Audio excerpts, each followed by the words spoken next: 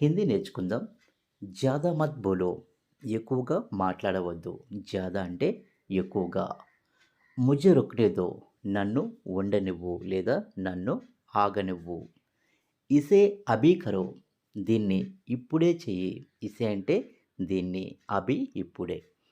ముझे వహ్ యాద్ హై, నాకు అది గుర్తుంది. ఓ బాహర్ హై, అతడు బయట ఉన్నాడు. వహ్ బహార్ హై, అతను బయట ఉన్నాడు. మే వ్యస్త్ హూ, నేను బిజీగా ఉన్నాను. వ్యస్త్ హూ అంటే బిజీగా ఉన్నాను. ఇసే జల్దీ కరో, దీన్ని త్వరగా చెయ్యి.